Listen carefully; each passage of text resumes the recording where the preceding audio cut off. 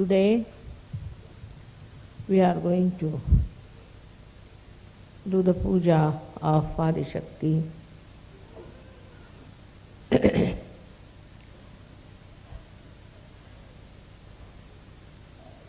a difficult subject to talk about Adi Shakti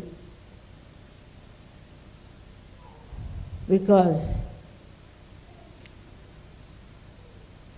it's not easy to understand that Adi Shakti is the power of Sadashiva. Sadashiva is the God Almighty. She is His breath, as some people call it. Some say she is the desire, and some say that she is the entire power of Sadashiva, and Sadashiva cannot do anything without her powers.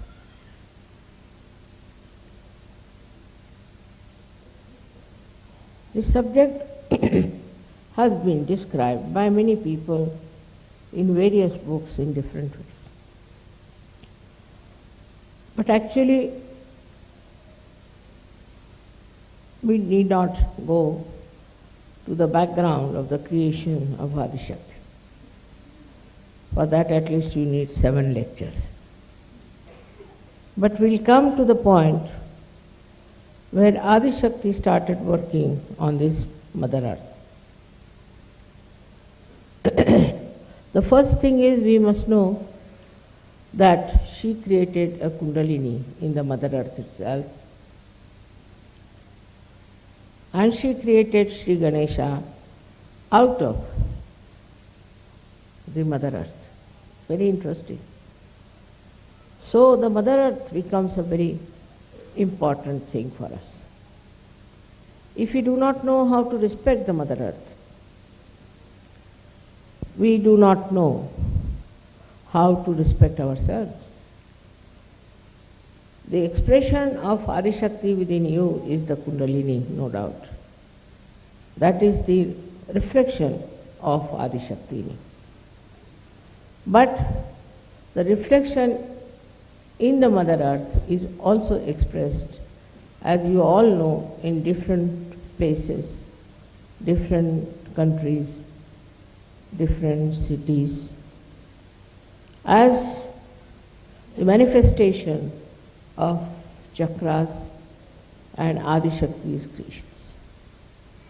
It was very important first to create a very holy Mother Earth for human beings to be born on them. So the reflection of the Adi Shakti as Kundalini first was on the Mother Earth. Kundalini is a V part of the Adi Shakti. Or we can say that she is the desire, pure desire of the Adi Shakti. So Adi Shakti is the desire, complete desire of Sadashiva, and Kundalini, Adi Kundalini, is the desire, complete desire of Adi Shakti. Now this one was first expressed in the Mother Earth, inside the Mother Earth. Inside the Mother Earth, the Kundalini came up in such a way that it cooled down the inner part of the Mother Earth as much as it could. And then it manifested on the surface of the earth as different chakras. So it's tremendous similarity that we have with Virata, the Mother Earth, and the human beings. If all of them are being reflected by the Adi Kundalini, so there has to be a great connection between them. It is not understood by human beings how they are connected to this Mother Earth. This Kundalini passed through different centers, creating different centers in the Mother Earth, and ultimately broke through Kailasha. And I don't know how many have you been to Kailash. You'll see tremendous vibrations flowing out of Kailash. Now the way we insult our Mother Earth, what we are doing is we are insulting the Adi Shakti. So many ways there are we should respect the Mother Earth. I mean, it was an Indian custom to begin with. When you got up from your bed and you touched the Mother Earth with your feet, you have to say, "Oh Mother Earth, please forgive me because I'm touching you with my feet." All the movements of Mother Earth are controlled by this inner Kundalini, which is the reflection of Adishakti. The gravity that it has also is the manifestation of the Kundalini of the Mother Earth. Now, why we are suffering in this beautiful planet? Because we do not respect what we have to respect the most. Mother Earth is to be respected. Meaning what? Meaning that whatever is created on this earth, by the movement of the earth, by the sea, by all the elements, has to be respected. Today's problem is pollution, all kinds of things people talk of. The reason behind it, people never understood the importance of all these 5 elements which are supportive of our life. So to respect the Mother Earth, people do Bhumi Puja.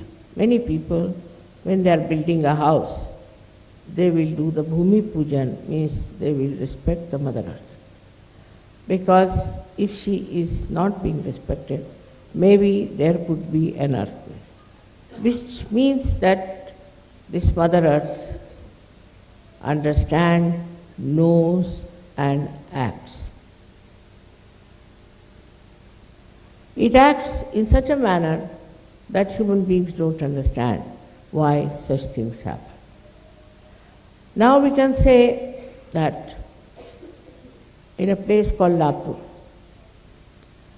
it was Sri Ganesha's 14th day, and they had to submerge the statues into the sea or into the river. So they went all out, singing, dancing. After coming from there, they all started drinking. And drinking is not liked by Mother Earth at all. If you are drunk and you are walking on the road, you will fall down. So happened with that drinking that a big earthquake broke in, and all those who were dancing, were drinking, all of them were engulfed into that earthquake by Mother Earth. Only our center, which is there, was surrounded by a big gap, but nothing happened to our center. And not one single Sahajogi was ruined by that. We can understand, because we are Sahajogis, how the Mother Earth has acted to save those people who were Sahajogis. So the understanding of Mother Earth about saints is very great. She knows who is a saint. She knows the feet of a saint. And that's why, so many things were created, like Moses.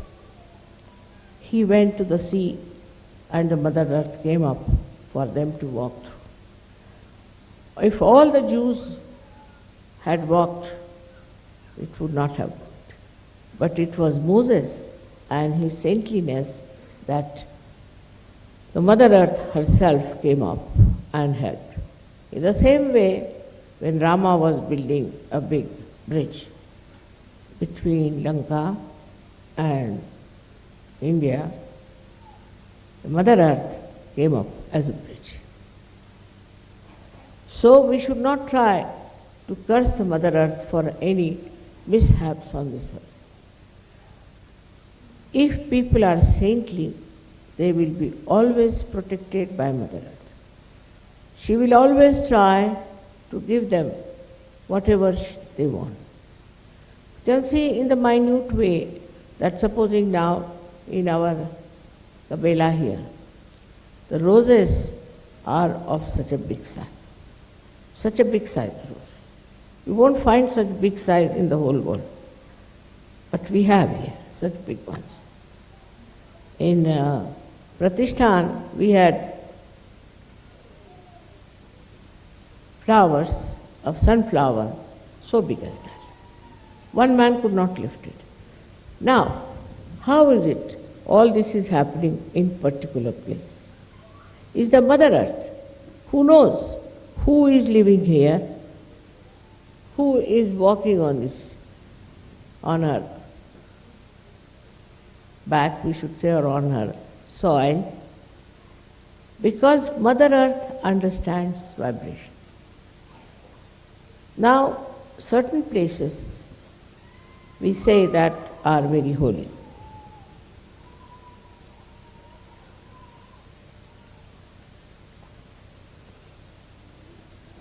How have they discovered that these places are holy? Because of magnetic forces. The magnetic forces in England, I was surprised, were crossing each other at a place called Oxted where we lived. They were crossing since long, but we lived there later on. So, Mother Earth also organizes and arranges things for saintly people.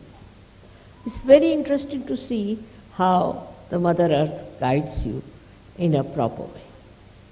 I mean, I don't know how many instances I can give you, but we don't understand the value of the understanding of this Mother Earth and her loving protection for all the saints. In the same way, we have to understand how the whole atmosphere, the rain, comes in at the right time, the moon, the sun, everything works out in such a beautiful manner because they know it's a saint. They know these are saintly people sitting. They know that they are pure people, that they are the essence of life, and they should be looked after. They should be cared for. They should be bothered for. It is not bothered about people who are of no use. For example, now for Hajj, so many people went and so many were killed. Some went to Amarnath and they were killed because they were not saints, just ritualistic people going for a ritual which, in the discretion of the Mother Earth, was of no avail and of no advantage. But nobody learns from this. Nobody learns. When so many people were going to, say, Amarnath were killed, Pakistan said, see, they should not have gone to this Amarnath. It's a false place. Why did they go there? And by going there, what has proved is that it's not a holy place. But when the Hajj thing took place, they had nothing to say. They didn't know how to explain this Hajj business and the dying of so many people. The reason is this, that these people have been going to Hajj all the time. Once there was a stampede with 32,000 people being injured and troubled and killed. Now this is it. Now what is Mother Earth suggesting? That going to these places, holy places, they are really holy, no doubt, going to these places, you are not doing any spiritual ascent. You are not achieving anything by going to these places which are really holy. That cannot be challenged. They are holy places. You must be knowing that I was born in Chhindwara. And Mecca and Chhindwara are on the same cancer line. How is it? What is about Mecca? Mecca is Makkeshwar Shiva. It's a Shiva. Why did Muhammad Sahib ask people to worship a stone? He didn't believe in stones. He was against all kinds of idol worship. Then why did he say this black stone which is there has to be worshipped? For that people have to go. What was the reason? Because he could feel the vibration, he could feel that it's a Swambhu. So he said it. So all the Muslims like mad are going there. By going there, nobody has improved. I have not seen anybody improved by going to Mecca.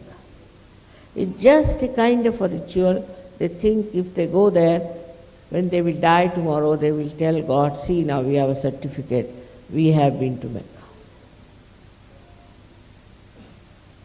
Like our Pope once upon a time used to give certificate that when you go to heaven, you can show the certificate that now you are a real Christian.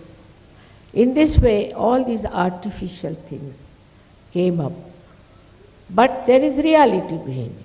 The difference is the reality is for the real people and not for false people. But this ritualism has grown too much. Like in India, we have many Swambhus created by the Kundalini, again I would say, and which are really worshipped. I've been to most of them and I was surprised that most of the pujaris were suffering from some sort of a serious disease. Like one was a paralyzed fellow. He said, we are serving this God here and you said this is Swambhu, then Mother, why is it we are suffering from this disease? I said, because you are just making money. You can't make money out of God. If you don't want to serve God, you don't stay here. But if you want to serve God, then you can stay here, but don't make money out of this. It's very common, I've seen. Those people who make money get paralysis. I've seen it. It's a very deep understanding. All these elements, Mother Earth, everybody has about everything. Because their Kundalini is not like your Kundalini, which is, though in itself is pure, but because of your human endeavors, human mistakes, ego, superego, all sorts of nonsense, the Kundalini is not so sensitive, nor does it tell you what is happening. It has to be very alert, sensitive spirituality within you, by which you can say immediately what you think, what you know, what you understand about anything. But the problem is that this doesn't exist. Why is it you should not be so sensitive? On the contrary, I have seen if their mind works against somebody, then they start saying, you are catching on this, you are catching on that, you are catching on that. Actually, the person who is saying that is catching. So, with this thing, one has to understand that if we are the true reflection of Adishakti, then we should be pure, absolutely pure, like the white snow. Even one black drop, that's why I wore today the white sari, falls on the white, it shows. You should be so white that anything, any minute black spot also should be seen by you and in others also to be felt by.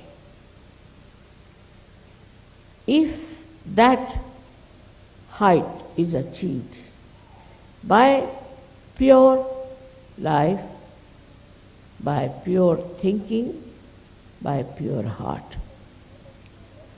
it is not necessary to manipulate anything. No need at all. It's all natural like the Mother Earth is. Does she manipulate anything? Nothing. Just see how spontaneous she is. You put a seed in the Mother Earth and see how it sprouts. She's so spontaneous.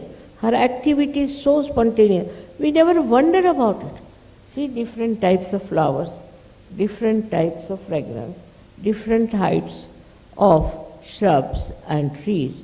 How she grows with such balance in every place. In every minute atom and molecule of that Mother Earth, there is sense.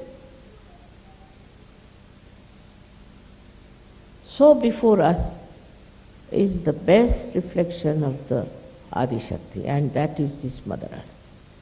So first we must respect the Mother Earth. I like you people because you are sitting on the ground, is very good. For meditation, if you can sit on the Mother Earth, it will be extremely good. Because the special quality of the Mother Earth, which also I have unfortunately, that I suck your problems. She too sucks your problem. And when she sucks your problem, you get rid of them without any difficulties. So, if you cannot, say, sit on the ground, then you take a stone, better is, or you can have a marble, or something which is natural, on which you should try to sit. But if you sit on the plastic and do your meditation, I don't know what is going to help you, the plastic. That's why I request you always that you use natural things, because natural things can absorb your problems very well. Unnaturally also we live otherwise. You see, it is on the physical line, also on mental line. On mental line, what do? That we go on arguing, explaining, going on and on and on and on. There's no end to it. One should get headache, you see, actually with all that.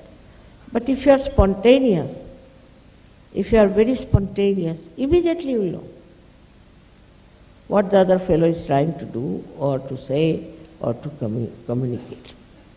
You don't need much thinking about it, because you can absorb even the thought of another person.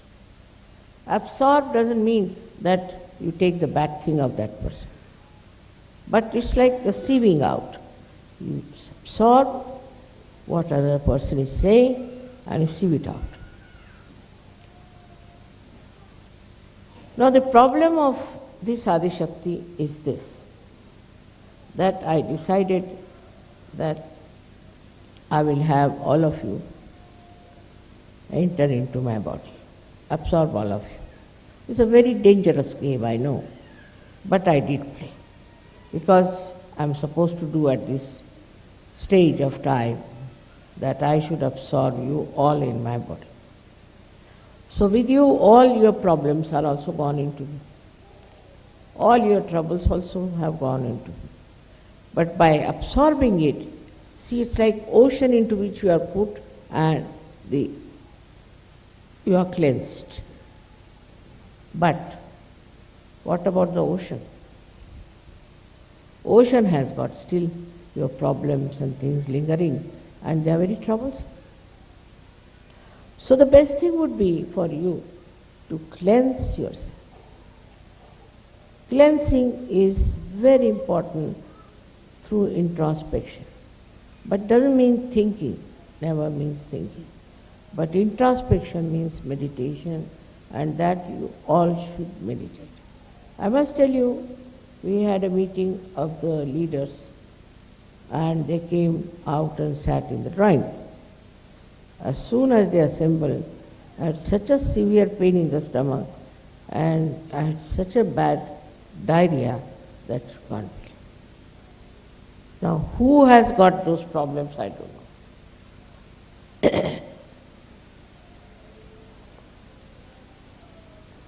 Who has brought these problems, I don't know. But as a mother, I don't mind anything, as long as you all get well and purified. Just like as the Mother Earth cares for you, I also care for you. And just like as the Mother Earth loves you, I also love you.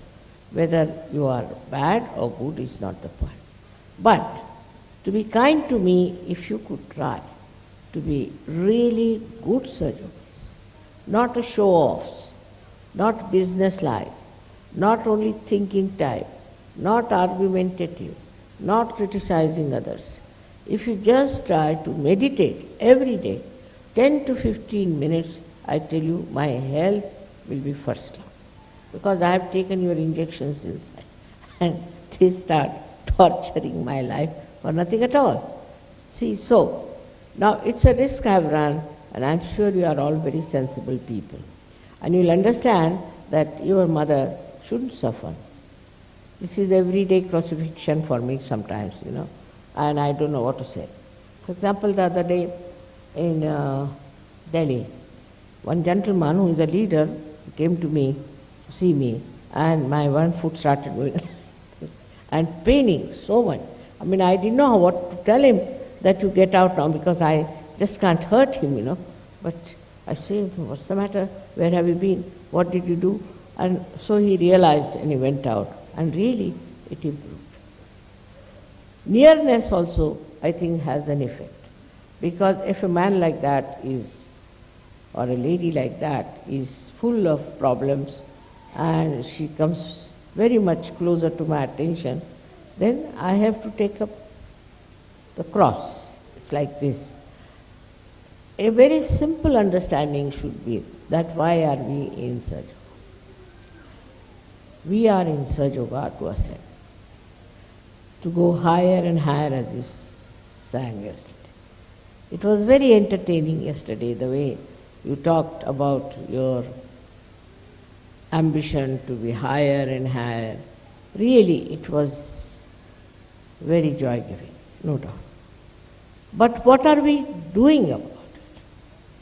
What are we trying about it, we should say. Seriously, we must think, are we meditating? Are we all doing something to elevate others also, to give realizations to others? Especially women, I have seen, don't do much of this, which is very bad, because you are the mothers. You have to go all out to give realizations to others. But men are more active that way and women are not.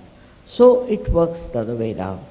Now, on one side, the men are, I think, are active but don't meditate. Women meditate and men do the outside work, sort of a part-time, or you can call it a good labor division, that you meditate at home and we'll go all out. It's not going to work out. So one has to meditate and one has to also go out to spread Sahaja Yoga. Both things have to be done. Supposing now you meditate and you don't spread Sahaja Yoga, you will never ascend. Because after all, this Kundalini, you see, she's a sensible woman. She's very sensible. She thinks, why should I make her a saint? What is the use? Sahaja Yoga is not individualistic. It's not for one person to become a saint and sit somewhere. It's not like that. It's not meant for one person, for oneself. It's not individualistic. It's a collective happening. So if you are not helping to the collective, Kundalini says, all right, you are all right as it is. Just like our body. See, in our body, if one organ says, all right, now I am all right, I am not going to work out. Or one cell says that I am not going to now grow, it's all right, why should I worry about the whole body? It won't. It's a living organism. I have told you 100 times. When it is a living organism, it has to grow. It has to grow and also to absorb. To have energy, you have to meditate and you have to grow. If you don't grow, you are finished. You are no more a Sahaja Yogi. I wouldn't call a person a Sahaja Yogi who has not even given 1% realization. Cannot be a Sahaja Yogi. Sahaja Yogi has to give realizations to others. Apart from other activities, the main activity should be how we give realizations to others.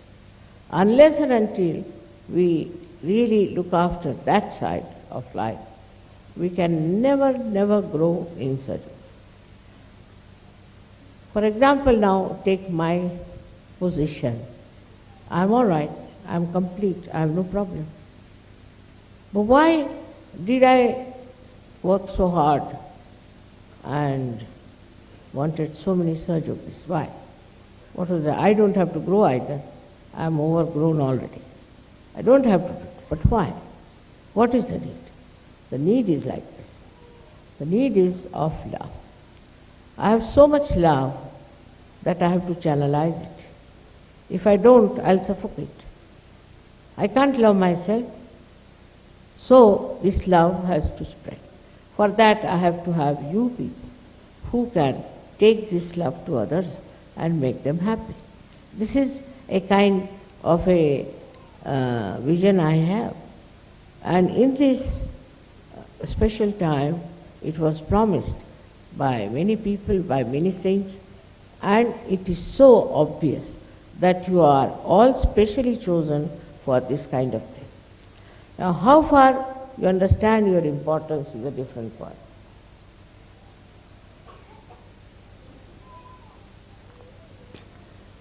You do for your emancipation. All right, you meditate. But if you are not channelizing the love, the divine love, what is the use? Now supposing I repair something very nicely, I repair this machine nicely, put it right, everything, and I don't speak. What's the use of having this? In the same way, if you work very hard, I know people who get up at 4 o'clock, have their baths, do meditation, sit down in the night, again they sit down for meditation. But they never go out. They never talk to others. They never spread Sahaja Yoga. They do not give divine love to others. So how can this great problem of this world be solved, that it has no love? It has never known divine love. It has to be given to them. They have to feel this divine love, this power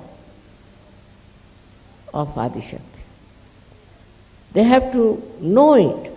Otherwise, you have been selfish, I would say, that you had a nice time having all this and you have not given to others. This is the reason why Sahaja Yoga sometimes fails to create a proper balanced personality in a human. Some people are like this, that now supposing a Sahaja Yogi has married another Sahaja Yogi.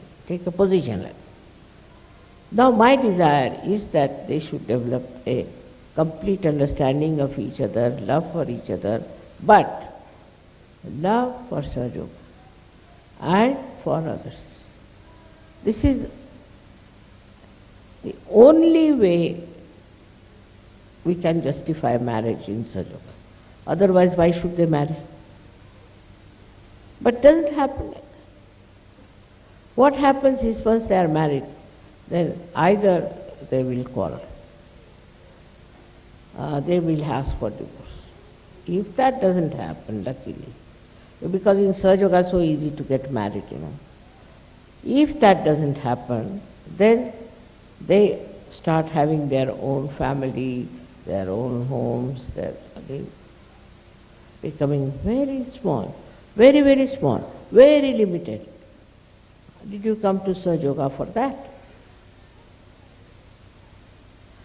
You have to realize your responsibility. See this Mother Earth, how she knows her responsibility. She's just made out of nothing but soil, some mud. But look at her, how she's conscious, how she's particular, how she works it out, how she's attentive, how she's careful. While you, though you have been blessed so much by everything, are you thinking of giving it to others? With 12 disciples, whatever was the problem of Christianity, it was nothing good job, I must say, but still Christianity spread out. Islam was not a very good job either, it spread out. All those bad jobs have spread out so much, so why not the good job of Sahaja Yoga? It has to spread. It has to go to various places. Try and find out where you can go and talk about it and do something good to others and help them somehow to rise above this common existence of misery, unhappiness and destruction. The time is very short, and I think if you see the time, the rate at which we are moving is not proper. We have to be much faster, we have to go much ahead, and we have to create much more Sahaja Yogis through our consistent, very intensive effort. But it's a side issue, by the way. Sahaja Yoga is by the way. And this is why we are failing in our responsibility. We have to learn from the Mother Earth. You might say that, Mataji, how can we be like you? After all, you are Adi Shakti. Many people say, you are Adi Shakti, so what? You see, with one finger you can move things like that. But why should I? Why should I? What is the need? So in that reflection that you are me, in that reflection that the Mother Earth is me, in that beautiful creation within you, you have to become very sensitive to the need of the world. What is the need of the world? Today, if you fail, the whole thing will fail forever. Only very few will be there. So the need for you is to spread Sahaja Yoga, because this love is not only for you, is not to be enjoyed by you, but is to be enjoyed by as many possible in the whole world. So today we have to decide that as the children of Adi Shakti, we have to go all out, everywhere, every corner.